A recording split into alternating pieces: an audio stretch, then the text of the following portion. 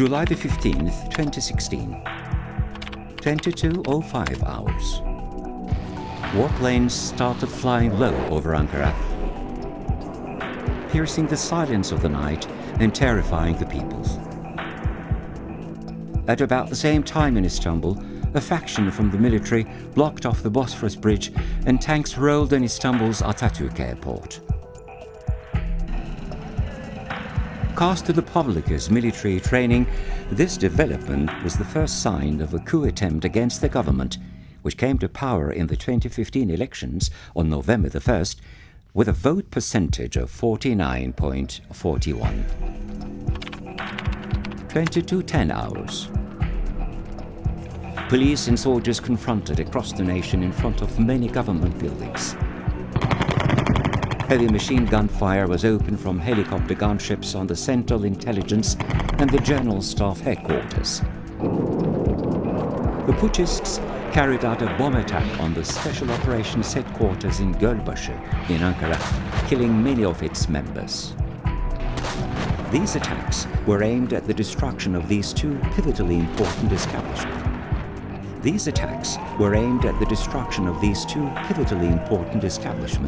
To foil the coup attempt. Meanwhile, reports of powerful explosions and gunfire in Ankara and Istanbul being heard dominated the social media. 23:10 hours. Prime Minister Binali Yıldırım described the incidents as an uprising. Doğrusu bir kalkışma ihtimali üzerinde duruyoruz. Belli ki emir komuta zinciri olmadan asker içerisindeki bazı kişilerin kanunsuz bir eylemi söz konusu. Saying it was a bid to seize power by a faction of soldiers in the military. All parties represented in parliament strongly condemned the coup attempt. Hepimiz tek vücut olarak demokrasinin yanındayız. Böyle maceraperestlere, böyle külhan beylerine, böyle Türkiye'nin bağrına bilmeden diyeyim gene de hançer sokmak isteyenlere müsaade etmeyeceğiz, müsamaha etmeyeceğiz ve asla ve kata demokrasiden vazgeçmeyeceğiz. July the 16th, 2016. 02 hours. The putschists raided the state-run broadcaster, TRT, and forced at gunpoint an announcer to read out the pirate declaration they penned, a method also implemented in the previous military coups in Turkey.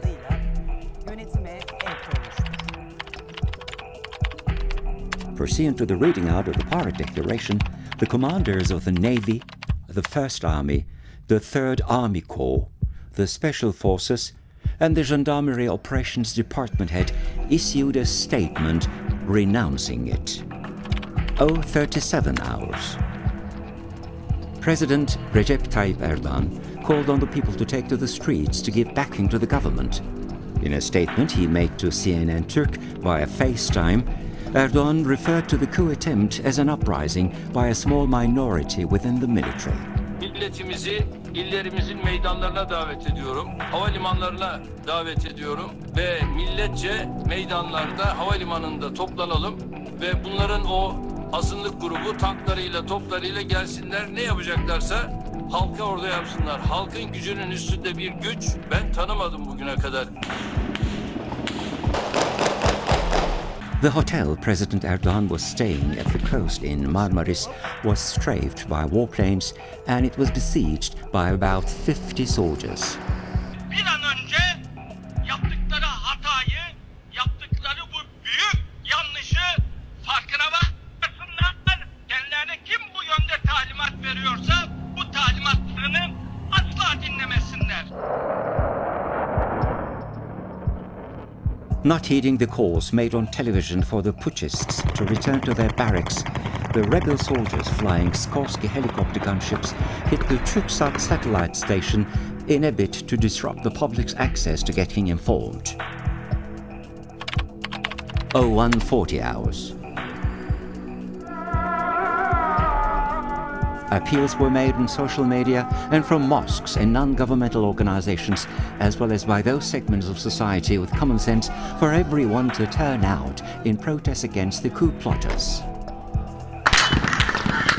Some of the soldiers opened fire on civilians who were trying to cross the Bosphorus Bridge, causing widespread carnage.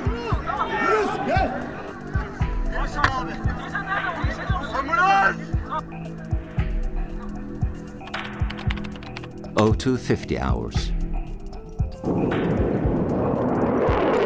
F-16s and military helicopters started striking the Turkish Grand National Assembly. 4 bombs landed throughout the night on the premises of Parliament, sending deputies and members of the press to the bunkers in panic. 0323 hours.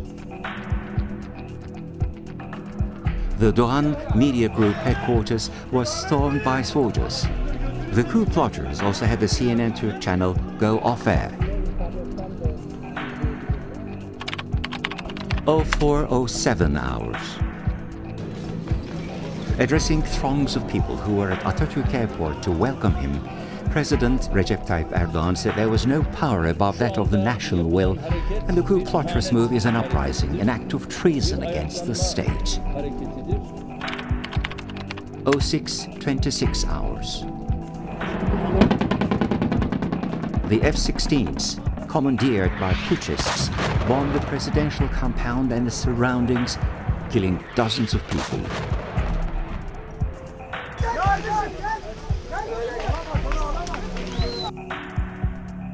The tanks run by coup plotters ran over people and crushed vehicles in Ankara's Kızılay Square, perpetrating unprecedented atrocities.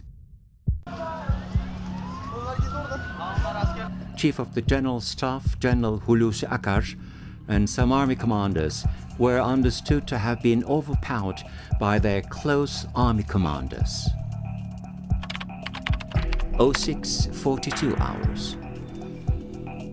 The soldiers involved in the attempted coup, who took over the Bosphorus Bridge, buckled in the face of strong resistance by the police and the people, turning themselves over to the pro-government police forces, who, in a rare show of courage, protected the soldiers who tried to kill them.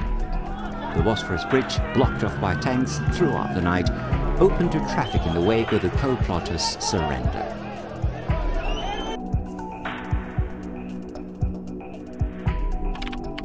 0817 hours.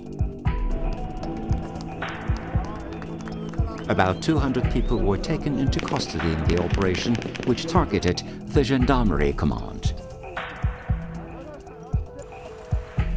The Kocaeli Republican Prosecutor's Office said 36 putschists were remanded in custody and 2 admirals, abducted by the soldiers involved in the failed coup, were rescued by the police. Chief of the General Staff, Hulusi Akar, and the President's Secretary General, Fahri Kasırga, were also rescued. 1101 hours. Acting Chief of the General Staff, General Ümit Dündar, said the President, the Prime Minister, ministers, and the Turkish Grand National Assembly, in full solidarity with the Turkish armed forces and demonstrating they are squarely on the side of democracy and the rule of law, aborted this coup. 1210 hours. A no-fly zone was proclaimed over the Marmara region, including Istanbul, a sign of the threat still being out there.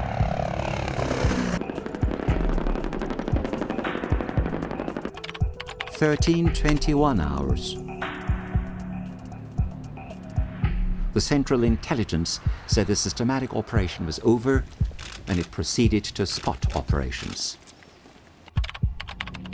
1330 hours. A Turkish military helicopter with 8 putschists on board fled to Greece seeking political asylum. Turkey demanded the extradition of the officers. 1425 hours. 2,475 judges, ascertained to have acted in cohorts with the coup plotters, were removed from their posts. Alparslan Altan, a member of the Constitutional Court, was also taken into custody. 17 hours. The Turkish Grand National Assembly held an extraordinary session under Speaker İsmail Kahraman with the participation of 4 parties. Prime Minister Binali Yıldırım said all 4 parties stood up to the coup and qualified that day as the beginning of the new process. 1810 hours. Second Army Commander General Adem Huduti, Second Army Staff Commander and the Malatya Garrison Commander Major General Avni Angun were taken into custody as a result of a preliminary investigation. The former commander of the Air Force, General Akın Öztürk, was remanded in custody at the 4th Jet Base Command in Ankara's Kazan Township, where the other officers involved in the failed coup also laid down their arms and surrendered. The commander of the 3rd Army Corps, General Erdal Öztürk, was also taken into custody. Gendarmerie Commander Galip Mendi, taken hostage by the coup plotters, was also rescued. Sizlerin destansı mücadelenizi 21:35 hours.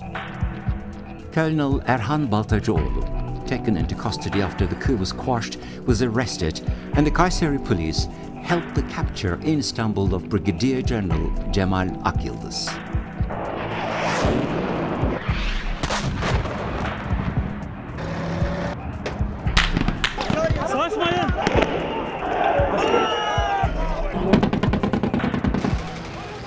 Or whatever name you give to it, Turkish people, from the village headmen to the intellectuals, academics, and all urban elements, who brave bullets and to even be crushed by military tanks, squarely demonstrated once again their faith in democracy.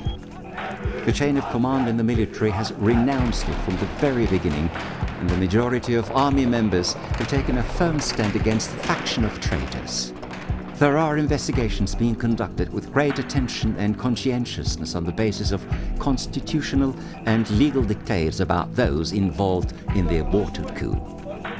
The Turkish people, anchored in courage, acumen and dignity, have been the primary force to foil the coup by embracing their country and democracy.